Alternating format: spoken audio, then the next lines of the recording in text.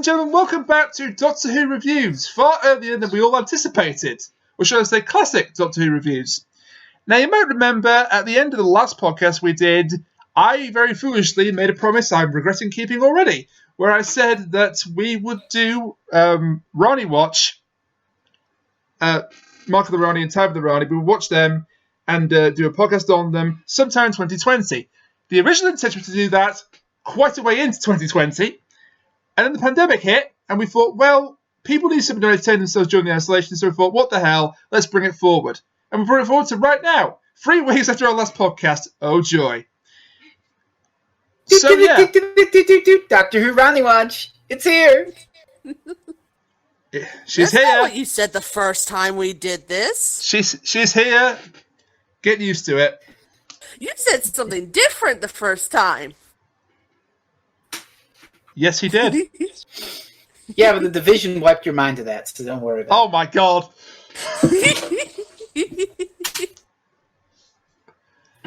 So, this is certainly a thing. I will just provide some context. These 2 stories I have never actually watched in full. Oh, you poor simple. Oh, we're going to have so much fun next time. I know a little bit about Time in the Rani. I knew nothing about Mark of the Rani. I went in completely blind. It was all the better for it. My goodness me. So, but to be fair, I also went into this one entirely blind, and it was glorious. Yeah, I've seen Mark of the Rani before, but I hadn't seen it in a long time. It's not exactly a story that you're like, ooh, I've got that on the shelf. I'm going to revisit that every month. If I had seen this before, I would have remembered it. I remember. I could be watching The Underwater Menace, or I could be watching some Sylvester McCoy. Ooh, Mark of the Rani, let's do that. Oh, God. Yeah. So, for historical context, this was part of season 22, which aired in the winter/spring 1985. God, that's 35 years ago. And it was a 2-part, 45-minute episodes story, because that's what season 22 was for that particular time. And it features Colin Baker as the 6th Doctor, along with Nicola Bryant as his companion, Peri. Yay! I quite like Peri. Other people. I quite like Peri is fine. Yeah, she's fine. I think as far as companions go, I think I know Kat. she's not like universally hated. She's not universally loved. She's sort of in the middle. She's like, oh, so she's Martha. Yeah. Yeah. No. Typical, really sad. Typical sole female companion of the Doctor, in a way. Very traditional. Of course, Kat had critiques not quite about Peri's attitude or actions. Her dress sense. Her dress sense. Go off, Kat. Go off. Go ahead, Kat. Oh my God. Oh my God. Why are you wearing a white dress? Presumably they were going to medieval times, because that's the style of dress that she has. Quite medieval. 18th, 19th century. Something like that. She looks like if Belle fucked a banana and somehow they produced a dress instead of a person. Why would you wear a white skirt to medieval times? The only people who wore white were fucking nobility, because they could actually keep it clean, because they weren't doing work. You were going to stick out like a sore thumb. This dress is bananas. B-A-N-A-N-A-S. Okay, Kat. I have to make a point there. Stick out like a sore thumb next to Colin Baker? I was going to say. Two pieces and of the fact that I noticed her outfit before I noticed his, it says something. I do love the fact, by the way, there's a scene where Colin Baker is trying to disguise himself as a peasant, but you can still see the bright yellow trousers underneath. Perfect disguise. He puts on a coat like you would wear at the time, like a miner or a worker would wear at the time, and he gets his face dirty a little bit because he has to sneak into the bathhouse where the Rani's doing her schemes. But he keeps the pants, and as Kat pointed out, he's got a perm. In a big old beautiful bright blonde afro. Yeah, and nobody questions it. The perfect disguise. This is the sort of story we're dealing well, with to be here. fair, the Rani didn't know who he was. She had to listen for the hearts to understand. Yes. Of course, if this were a new series Doctor Who episode, she would instantly recognise it. Would she, though? I mean, look what happened with Sasha Dewan. I actually prefer the fact she didn't. With Missy. Controversial opinion, I prefer the fact she didn't recognise him at first. Yeah. That It's was fine. entertaining. There's so much weird shit in this episode. Oh, there's so that much I know. goofy to talk about here. Oh god, a lot of funny little lines. Like the writers, Pip and Jane Baker. Like part of you thinks they had to have been playing off the somewhat negative opinion people had of Colin Baker, because they make him a little hypocritical. He says shit like, "Your smugness infuriates me," to Peri. Yes. Peri's like the least smug character in this whole thing. Or the part where he insults the Rani's taste in clothes, like, And her taste in art. their taste. Oh god, the art. Oh god. That does lead to an amazing moment, but we'll let that one slide. Yeah. But he refers to her We're not sterile really- taste. I think before we get too into this, we should tell people what the general plot idea is. I was Because thinking there might that be too. some people who just either haven't watched it or don't want to watch. Well, the if you classic haven't series, watched it, especially do since so. it's Colin Baker. Do so. Yeah. It's well worth your It's- time. You'll have fun with it. Yeah, we Like did. it's Colin Baker or a Doctor Who. It's not It's like not a good episode of Doctor Who, but it is a hilarious episode of Doctor Who. there are that's things to enjoy good. in it. Yeah. It's the room of Doctor Who. I wouldn't go that far.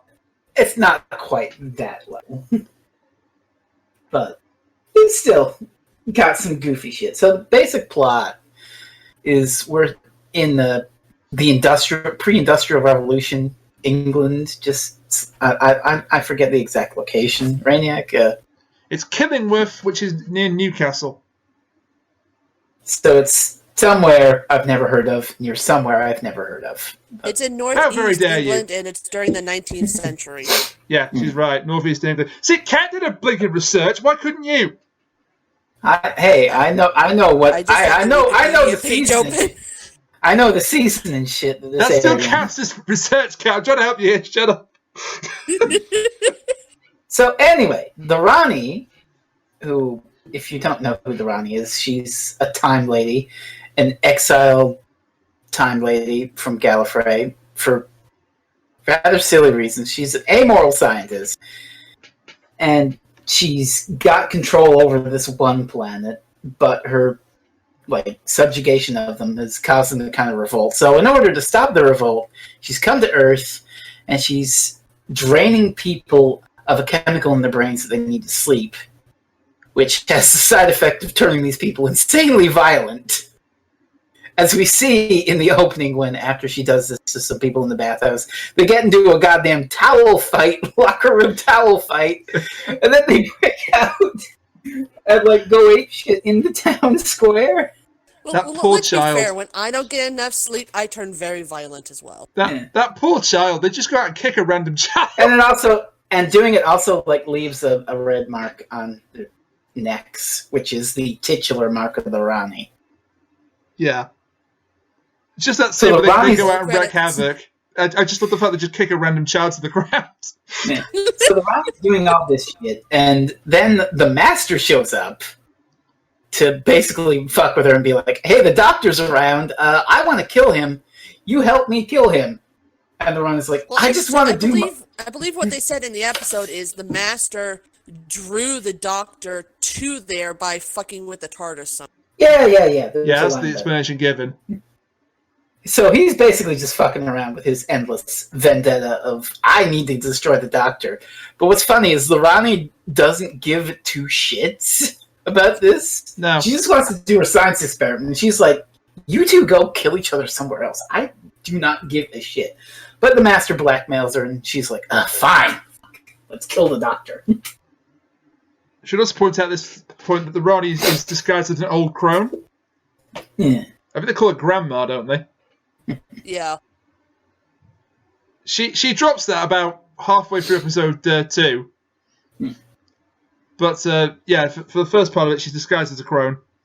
So then, over the rest of the runtime, the Doctor meets some historical figures. At least one historical figure. One historical figure. Yeah. One historical figure, which we can talk about a little. It's not like a Nikola Tesla situation where the episode's about him. He's just kind of there. He does nothing apart from the fact... was also a real person, so... Yeah. You're talking about Joe Stevenson, right? Yeah. Yeah, he does nothing apart from the first 2 minutes of the second episode. Which we'll get to. Yeah. But he's there. There's some pissed off miners who are under the influence of the Rani's chemicals and stuff. And then the Master and the Rani are doing a whole bunch of stuff to try and stop the Doctor from fucking everything up. And the Doctor and Peri have to save the day. That's the basic plot of the story. Yeah. But the things that happen in it are not basic. Weird, to say the least. Can I just say, I know that the Doctor Who series had a pretty abysmal budget, especially during the Colin Baker series. Well, But this seriously felt like a bunch of college kids just running around in the woods. Some of these effects were terrible. I mean, there's a bit... Go ahead. I think we're going to talk about the same thing. There's a part where the angry miners are trying to kill the Doctor by shoving them down the mine shaft. And one of them falls down the mine shaft, but you don't see like somebody fall down the mine shaft. What they do is they do like a video effect of a guy, and they just spin it around, so it's like, and this is the 80s. I'm sorry. My favorite part is the fact that part of the peril from this whole episode is that the Doctor's on like this push cart thing that he was strapped to by Rani. And Peri starts pushing him out to get him out of danger, and the peril is that she lets go. This is the episode 1 cliffhanger, by the way. The peril is that he has to push her. So he has her to push him. She pushes him. He's like, no, don't push me that way. You can't push him anywhere else. That's not how pushing works, Doctor. He starts rolling down the hill. And you've got thrilling 80s synth music as amazing. The Doctor rolls down the hill. All these hot cuts to make it look like he's rolling down farther than he actually is. And then the angry miners put him on a minecart and tried to shove him down the pit. Yeah. My God. Before this, they somehow got a hold of the fucking TARDIS and threw it down a mine shaft too. That's the Master's doing. Well, I know, but still, they managed to go find the TARDIS, pick it up, put it on a cart, and then shove it into a mine shaft. The Daleks couldn't do it, the Cybermen couldn't do it, but a bunch of angry miners, they got the TARDIS. With a cart? Oh, God. This is one hell of a trolley problem. Oh, my God. Also, the resolution to this whole trolley cliffhanger is that George Stevenson was just off screen the entire time, and he saves the day. I'm sorry, I just didn't say to recover from that trolley problem, Joe. That was magnificent. I know. Which, like, I know there's a special feature on one of the DVDs. I think it's one of the later Colin Baker era DVDs where it's talking about cliffhangers, and they specifically mentioned this one as a cheating cliffhanger. You know how like the kind of cliffhangers Kathy Bates and Misery got pissed at. Yeah, it's one of those. Well, I mean, in fairness, you got cheating cliffhangers in abundance in modern Doctor Who. Oh yeah. I give you the age of the Cybermen. Oh God. Yeah. We surrender! You will be deleted! Bang! Zaps them with this time crystal thing. Oh, Christ. And of course, go to your room is another false cliffhanger. So, talking about the Rani a bit more, there's some interesting stuff here, like the fact that she's a vegan. Oh, God. Yeah. The Rani is a militant vegan. She's got a whole speech about how humans eat animals, so who the fuck cares or whatever. She rants on and on about the fact that animal life is better than human life. But here's the thing, which is interesting. There's another thing in this episode where the Rani has a remote control on her TARDIS. Which, this and the vegan thing stand out to me. because I've seen more Colin Baker era stuff. And the very next story is The Two Doctors, which has Colin Baker and Patrick Troughton. And it's pretty good. It's not great, but there's interesting things about it. It's one of the better Colin Baker episodes, I'd say. But it also has vegan elements in it. In fact, the doctor at the end of the episode says, yeah, we're going vegan from now on, Peri. We're going vegetarian. I'm going to say veganism didn't really exist in the 1980s. Yeah. But, yeah. We're going vegetarian for now. And also it has Patrick Troughton doing... his TARDIS has the same remote control as Statenheim remote control, and the Sixth Doctor is envious for it.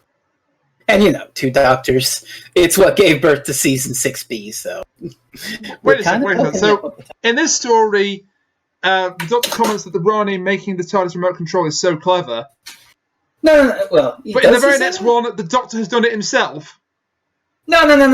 It's the Season 6B thing. The Time Lords gave the second Doctor the remote control.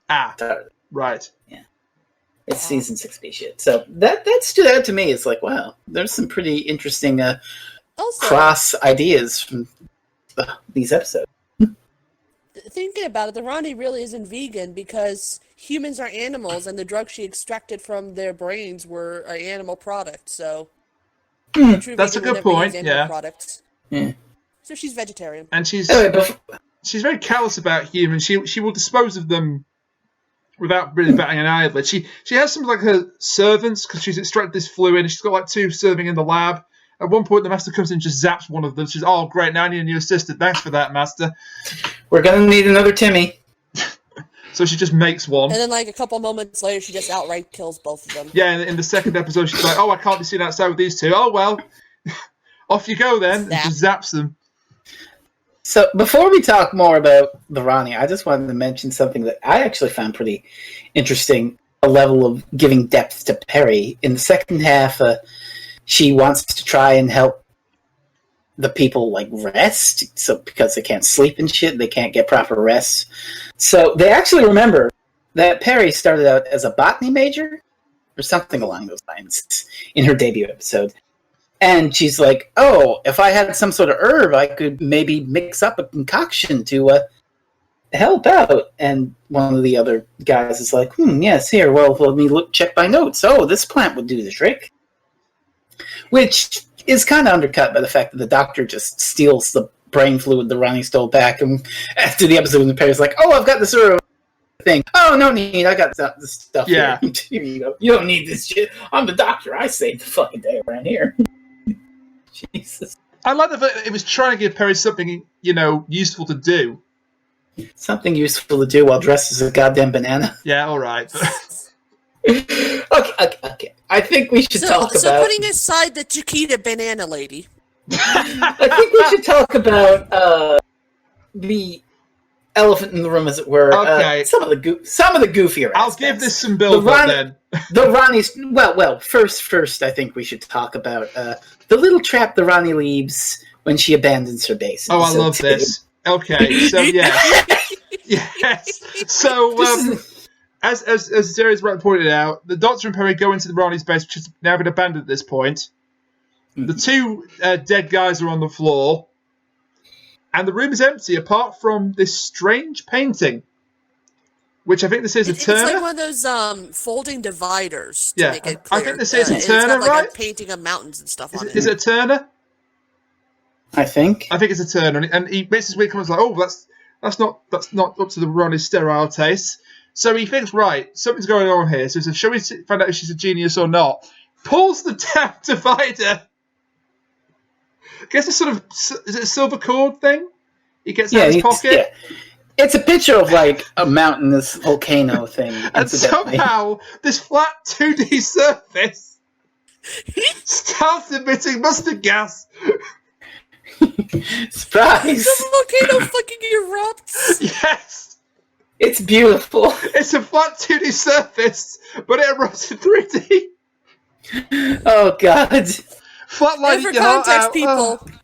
For context, 90% of the peril that happens in this is because the Doctor and Peri keep fucking up. Yes. They keep bungling in this shit. They're very incompetent. Anyway, they managed to It's break like out the of this doctor trap. actively springs this trap. Yes. So it's their own damn fault. They managed to escape this trap by convenient gas masks, which are on the bodies of the 2 dead assistants. So they escape that one. They also find the mark on the neck has gotten bigger and redder when they kill them. So there's the Mark of the Rani title. But if you thought that was goofy, okay, here, kids. This is just sometimes 80s Doctor Who was just like that. Okay, sometimes 80s Doctor Who was just like this. There was a budget. Okay, so the Rani and the Master set a trap for the Doctor, and she grabs a bunch of shit from her TARDIS and says something like, "He won't be the same man he used to be after this." they look like weightlifting plates. Landmines, basically. They look like weightlifting plates, but they're landmines. They're landmines. Now, before this, the Master, and I'll talk a bit about the Rani and the Master's interplay a bit later on, but the Master has basically hypnotized one of the villagers, Stevenson's assistant, which I think is Luke. Luke. Yeah, yes. And he's also the son of the head Luddite, the head rioting miner. So he hypnotizes Luke with one of the Rani's brain worms and this little pendulum he's got hidden up his sleeve. And at some point, Luke, under hypnotism, who's been told there's this meeting going ahead and it must take place. You are to kill anyone who stops it trying to take place. He nearly kills his patron, Lord Raven. Is it Ravensworth? It is Ravensworth, is it? Yes. Yeah, he nearly kills him, I have the but Wikipedia doesn't. open. I hope it's correct. Thank you, Wikipedia. Yay! Even in a pandemic, we can still count on Wikipedia. Anyway, long story short, Luke takes Peri into the forest. I can barely say this, I'm laughing so hard. And they're looking for these leaves to help the afflicted miners. And Luke takes a wrong turn in Albuquerque. He steps on a landmine. And he becomes a tree. Kids, so the Rani's turning people into trees now. We're not making this up. He steps on a landmine. There's an explosion. And he's a tree. A tree comes up from the ground. Soylent Green is tree people! He's not dead. He's a tree now. But the Rani even says, well, technically, I've actually prolonged his life because trees live 4 times longer than people. That's not the point, Rani. So what you're saying? He's a goddamn tree. What you're saying is the Rani was behind in the forest. Yeah. But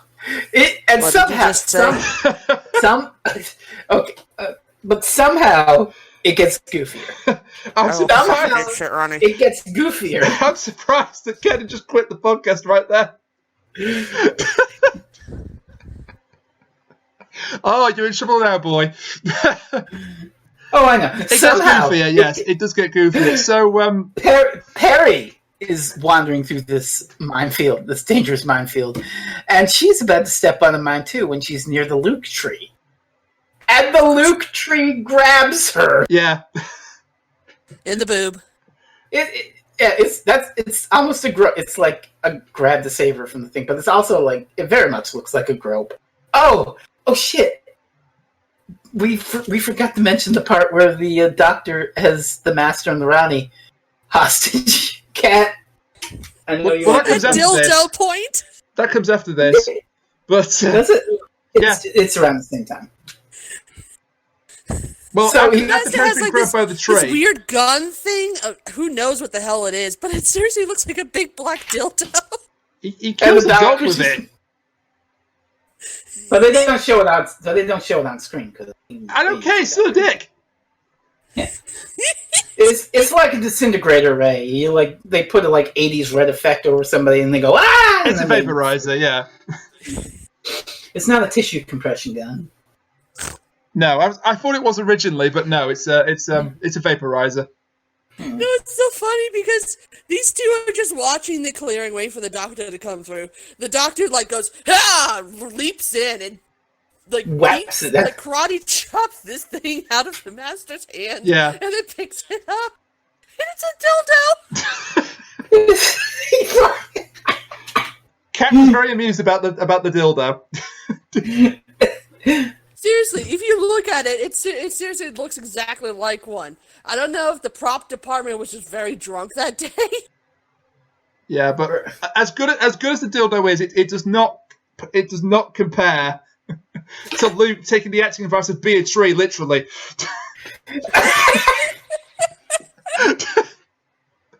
Okay, so... I mean, it's remarkable, because when he becomes a tree, someone was acting as less wooden.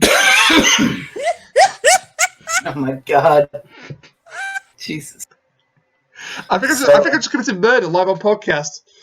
Oh god. Breathe, Cat, breathe. It's a pandemic. We need you to breathe. Yeah. But the best thing is, we're not even done with the tree mines yet. They feature again. Oh, Jesus. So there's some more banter between the Doctor, Peri, the Rani, and the Master. There's a really nice line about it. The Doctor says to the Master, if you turned into a tree, you'd be a laburnum because it's full of poison. Which I loved. Cute. I have to say the dialogue in this one is actually really good. Yeah. Pip and Jane Baker were known for being very verbose. Yeah, this is no Chris Chibnall episode. That's for sure. Well, yeah. Of course it wouldn't, because as we know, and I've probably said it a dozen times on the show before, Chris Chibnall, a very dorky teenage Chris Chibnall in 1986, actually complained to their faces on public BBC television. What, Pip and Jane Baker? Yeah, he was complaining to them on open air about how their story for Trial of a Time Lord, the next season after this, was cliche Doctor Who monsters and corridors shit. Well, to be fair, he still writes like he's that. Wait. He criticised him for that, and then he wrote 42. Yeah. The bloody hypocrite. Yeah, I know. That's the joke, Look, it's little Chris Chibnall, and he's saying that Doctor Who is cliche and dumb, and now he's a person and he's writing cliche Doctor Who. That's never put Monsters in Corridors in space. It's good, but it's Monsters in Corridors. I mean, have you seen Terror of the Vervoids? Point taken. Let's move on. So. Let's move on.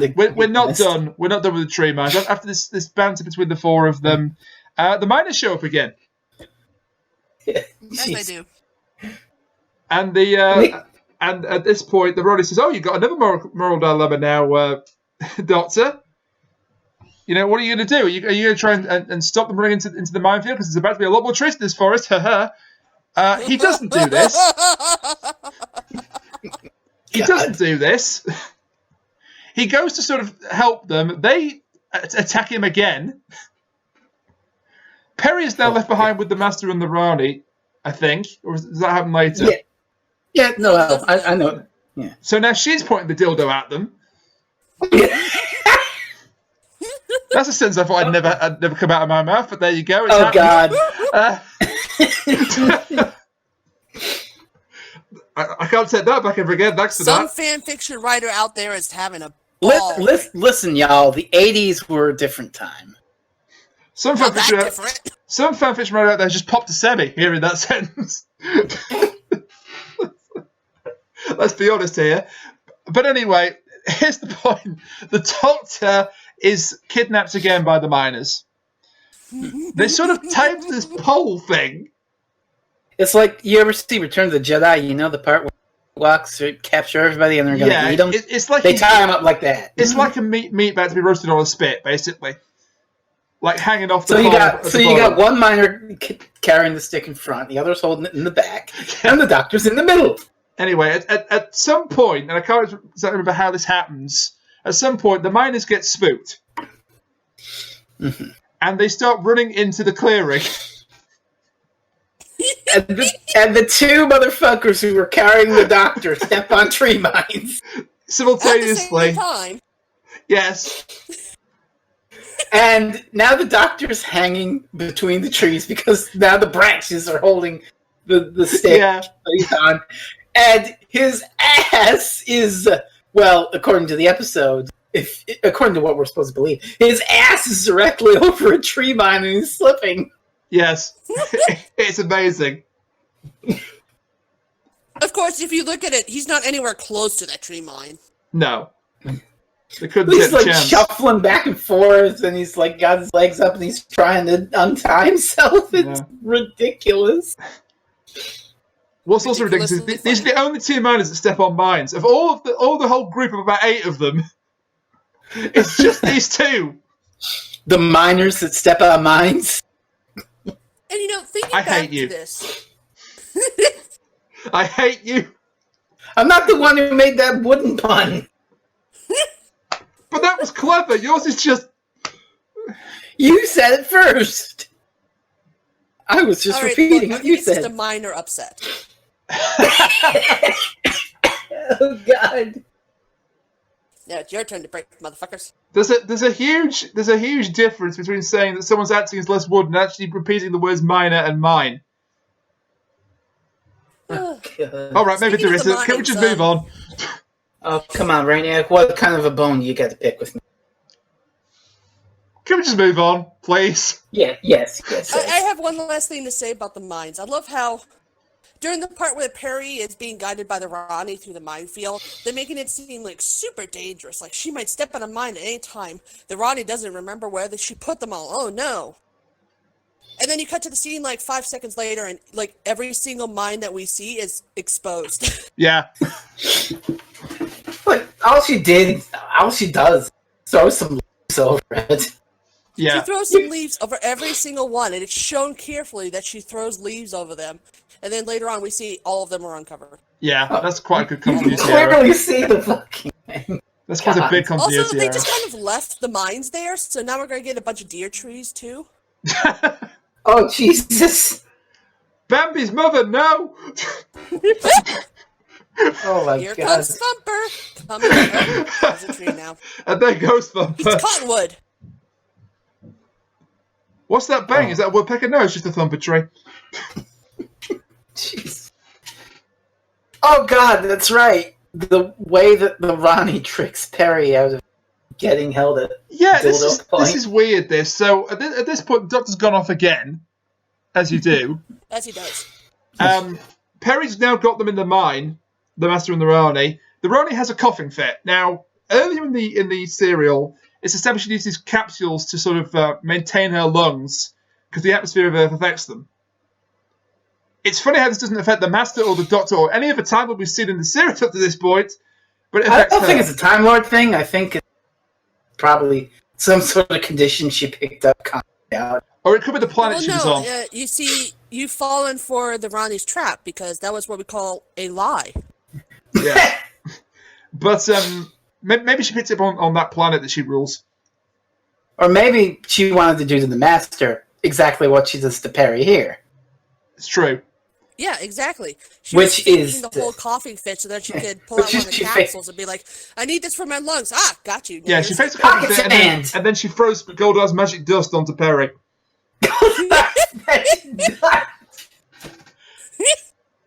There's an episode of Power Rangers where, for whatever reason, Lord Zed wants to make Kimberly his bride. So she's fighting the putties, and it's like, I'll have you persuade some magic just to do it. She blocks it, she feigns fainting, and then there's a brilliant bit where she's dressed like Rita, and then you've got Amy Jo Johnson doing a Rita Repulsor impression, and she's honestly brilliant at it. Beautiful. And Goddard even says, but once my spell worked too well, oh no! Oh no! Well, Peri was holding the dildo gun, so that gives a whole new meaning to make my monster grow. Jesus Christ! Oh my God! You are welcome for that. We're kind of going through like the funny bits linear. The end we have of the serial. We have to. Yeah. The end of the serial is a bit weird too. Like, Oh, The so Rock. you know how we talked about bad special effects? It comes to a head here. So, through shenanigans, the Master's got hold of his weapon again. I'm not going to say it again. Thank you, Kat. He's got his weapon back. He's firing it at the Doctor. He misses the Doctor and he hits a pillar in the mine. He vaporizes it. Mine starts to have a cave in. The Rani makes a break for her TARDIS. The Master, who's not really got much of a choice at this point, tries to get in the TARDIS with her. He succeeds. But the shaking of the mine disturbs the TARDIS and breaks a glass jar that's in the TARDIS. Now, earlier to this, we see 6 glass jars with, of all things, dinosaur embryos lined up in them. So you could say, I think you made this pun, Raniac. I did? When you were talking about the episode. Yes. Chat. You could say that the Rani has dinosaur on a spaceship.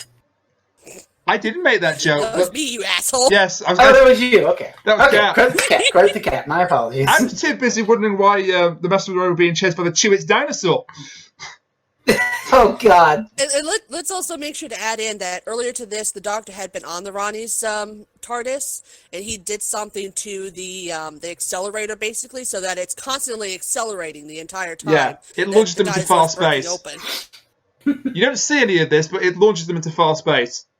Yeah, and according to the Rani, the acceleration of the TARDIS is causing time to accelerate around the dinosaur. Which means, like that. hey, it's which slowly means growing. Yeah. Hey, Jim, on your Video FX 1985 Commodore, stretch the video out. Yes. The stretching effect is quite amazing because you've got like Kate O'Mara doing a face like that, like mouth wide open. Anthony looks like he's pissed himself, and it's just kind of great. It's bad. It's very bad, but it's good. If that makes any sense. You want to talk very bad? Talk about the goddamn T-Rex embryo puppet that starts growing. That's what I'm referring to. The Chewits dinosaur. Jesus. It's literally the dinosaur for the Chewits there for the 90s. I don't know what that is. I will show you it later if it's online to show you. Okay. But I believe you, and yeah, it's Doctor Who. That's all you can afford is the fucking puppet. And you don't even get to see it really do anything. It just sort of slowly comes to life. I think at that point it really takes your ass and parks it. Oh, Lord. Oh, God. They get worse. Oh, fuck. I forgot another thing that happens during the scene when Rani and the Master are trying to escape. The Master, goes for the cards to try and, fix the thing or something. And the Rani, knees. And it looks like she knees him in the balls. That's great as well. She, knees him and he goes, oh! Yeah. Also, it was probably meant to be a knee in the stomach, but it kind of looks like a knee to the nuts. I think that she aimed for a knee to the stomach, she caught Andy in the balls, and then just played it off. Oh, my Gallifreyan crown jewel!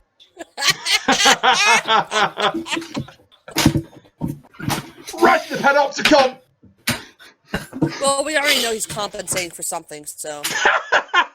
Oh, Jesus Christ. I mean, he's running around with a great big black dildo. What else? But before we end off this classic review, though, I have to say I do kind of love Anthony Andy and Kate O'Mara's interactions with each other.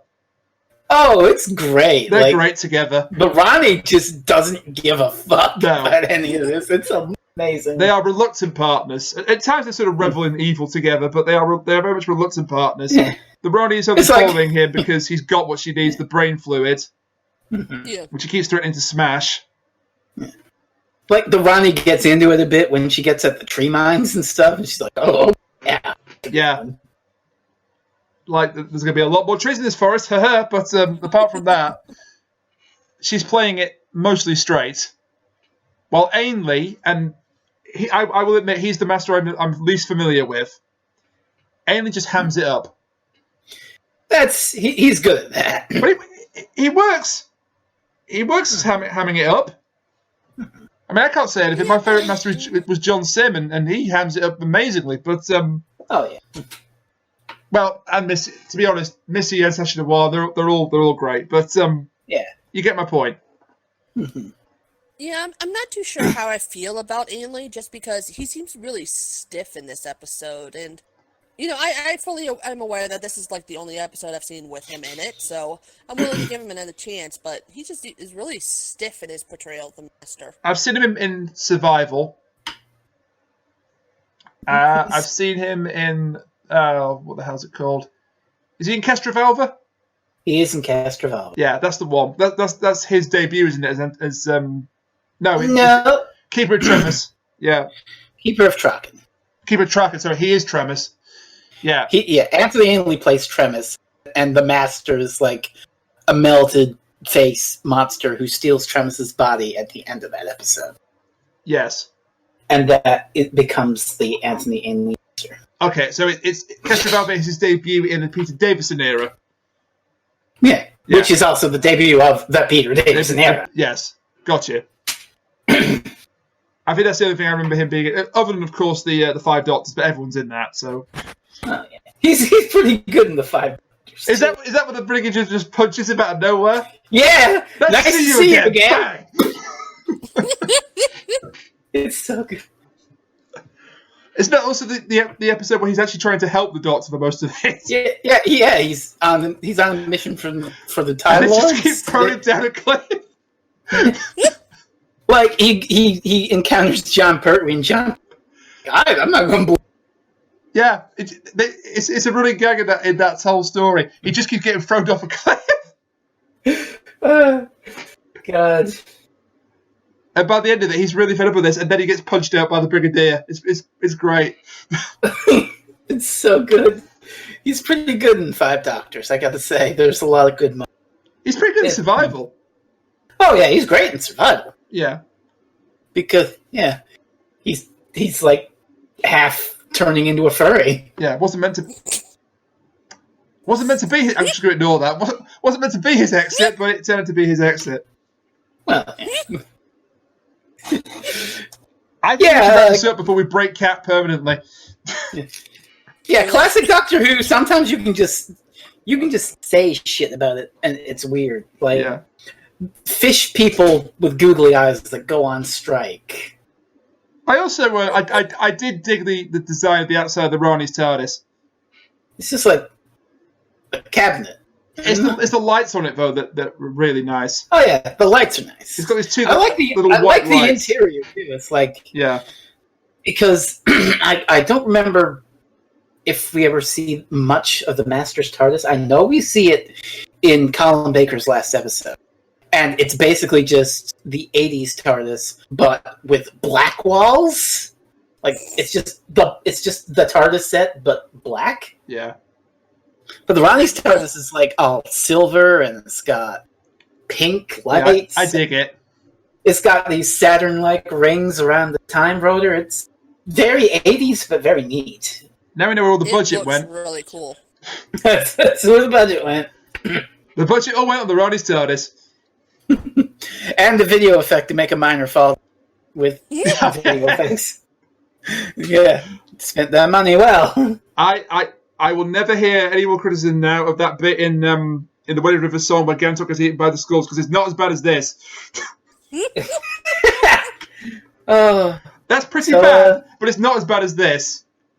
So, have we got anything else to say about the Mark of the Rani? I don't know why he keeps spiraling, but he does. Anyway, anything else to say? It's not objectively, it's not good. I think we can all recognise that. It's not terrible. It was just what I needed in this rather trying time. It just cheered me right up. I had a smile on my face almost the entire runtime. Yeah, we just mostly focused on the absolute dumb shit because the rest of the story is just the George Stevenson stuff. It's not at all like Nicola Tesla or the episode about. He does nothing. He's just sort of there. He does nothing apart from save the Doctor once. That's He's just it. there so that we can have a historical figure. Yeah. And they sort of hint, there's going to be a big meeting between Thomas Telford and Humphrey Davy and Michael Faraday. These are big names in UK history. Yeah. And UK industry. And do they ever show up? No. No. We just get a few people from Newcastle. Which is goddamn weird. Yeah. Which is goddamn weird because the one thing you'd think the BBC would be able to is put a guy in period costume. Well, clearly all the budget went on the Ronnie's TARDIS, so no. But that's like the one thing the BBC is good at, isn't it? Period drama? I wouldn't say the one thing, but they have had some fantastic period dramas, yes. It's like their wheelhouse. I find Claudia's being the best of the bunch. So instead of Michael Faraday and all these other historical figures, we get tree mines. Okay. Actually, I take it back. Okay, I take it back. I'm glad we got tree mines. I think BBC did Claudius. I think that was an in-house production, but and you know how great that is because I've shown you that scene with Brian Blessed in it. Oh, Brian Blessed. Is there anyone from Rome who has not slept with my daughter? Guess who shows up in the Colin Baker season? Yes, Brian Blessed. Pity we're not doing that one because this is RaniWatch. It's RaniWatch. Thank fuck that Ronnie's not in Trial of a Time Lord. Well, I mean, we only have one more serial to do with the Rani in it. unless you fuckers want to do Dimensions in Time. No. Yes. Too late. I was first.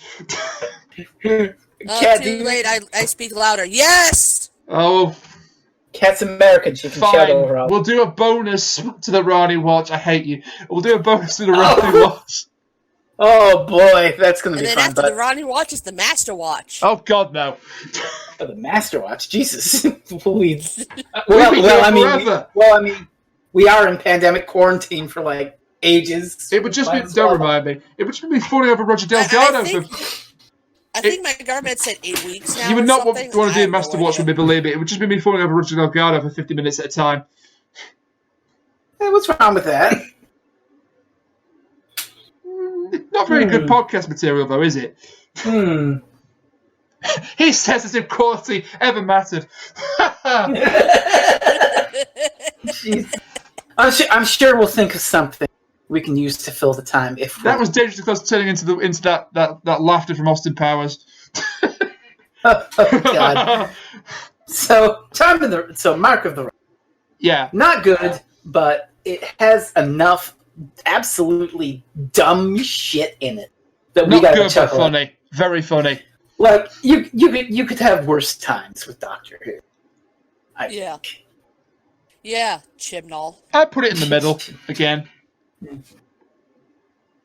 I've seen some truly bad episodes. I've seen some truly amazing episodes. It's in the middle.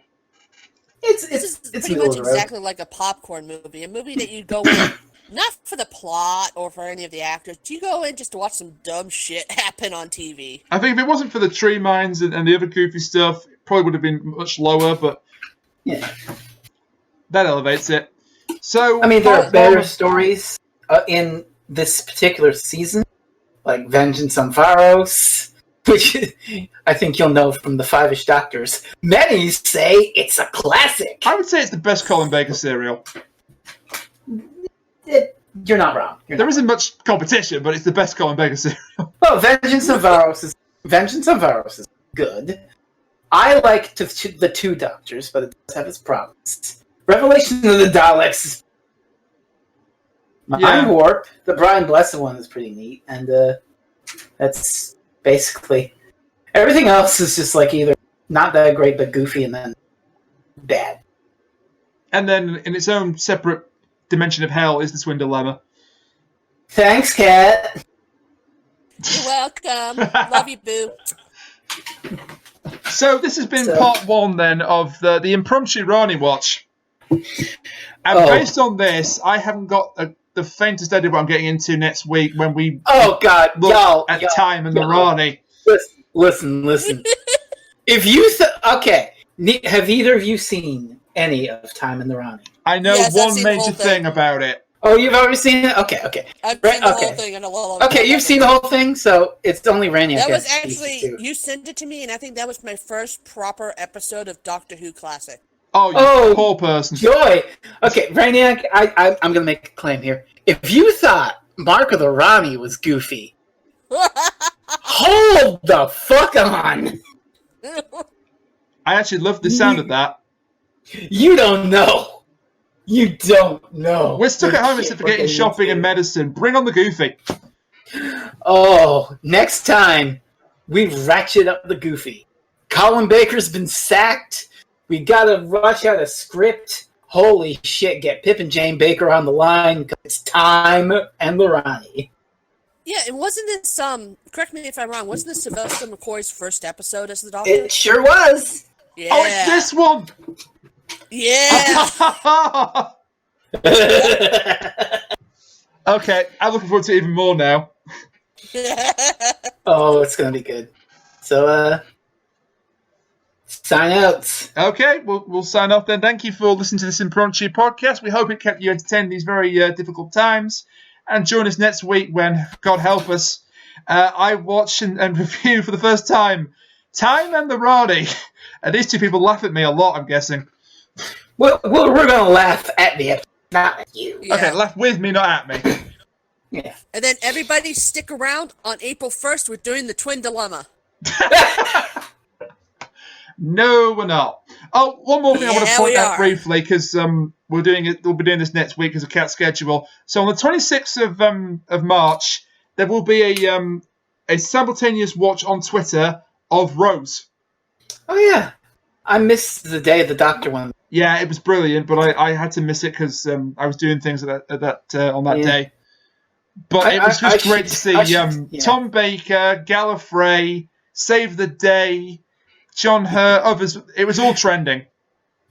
Yeah. Oh, and we have to mention the Dan Starkey Strax shorts. Oh, we do, because that was brilliant. Dan Starkey is a treasure. Protect him from the virus, please. Oh, don't worry, he'll stay at home. He's a good boy. Yes, it's just like Strax comes on and it says, I've encountered the Master, but I sent him packing. Although things seem to be a lot larger than they used to be. And it's just Dan Starkey holding a Strax plush? Yes, it's just a Strax plushie. It's just a Strax plushie. Instead of signing out, we're summarizing a Twitter post. What's wrong with that? Well, Long story short, go and seek it out. What's his app? Do you know his app? Is it at Dan Starkey? I don't remember what that is. I'll put it in the description. But Put it in the thing. It's well worth your time to seek it out. It put another big smile on my face. And hopefully we get more goodness like that with... what's the hashtag? Russell T. Davies is going to join in. Yeah, they've got Russell T? Yeah, he said he was going to join Twitter. Oh, I've got to get involved in this now. Nice. For the Rose shit. We've all got to get involved in this now if we can. Yeah, I'll totally do it because I couldn't do it for Day of the Doctor. And I think there's another one planned for the 11th hour at some point. Oh, I'm hell on that too. Because it's the 50th anniversary of Rose this Thursday. 50th? 15th. You said 50th. I said 15th. I heard 50th. Check the tape. It's at 15th. But I'll check the tape after. We'll see. did I say 15th? Anyway, yeah. 15th. 1-5, not 5-0. I wasn't listening, so don't ask me. We go to 15th anniversary of VAR. Rose. 15th anniversary of Rose, 26th of March, and 10th anniversary of the 11th hour on 3rd of April. Yeah. Right. Can I just make one request? If we do the 11th hour Symbol Watch, we have to make it our mission to get Who Demand trending worldwide. Oh Jesus! I'll try. Like, just get everyone when that happens. Just get them to hashtag Who Demand, and we'll see what happens. Get the Auditorium Press Discord in on this shit. Yes, we can make it happen, people. We have the technology, and we have a lot of time on our hands. Community, join it. Say hi. So we signed up about 5 minutes ago, so we're going to do it again. Thank you for watching Fault War, the RaniWatch, which has never come part 3. Thanks to Kat. Thanks for that, Kat. Hey. Yeah. And join us next week for part 2, which is Time and the Rani. And then join us April Fools for the Twin Dilemma. You've already made that joke, and it wasn't funny the first time. Oh. Who said it was a joke? Oh. No, it totally is a joke. The real symbol. I'm actually glad that cut off. So join us next time for Time and the Rani. End the show, Raniac. I don't care what that was. We can just let it cut off for the rest of the time. So yeah, end the show, Raniac. I'm ending the show, Raniac. So Thank you for listening to this nonsense. Join us next week for more nonsense with Time with Rani. Until then, stay safe and bye for now.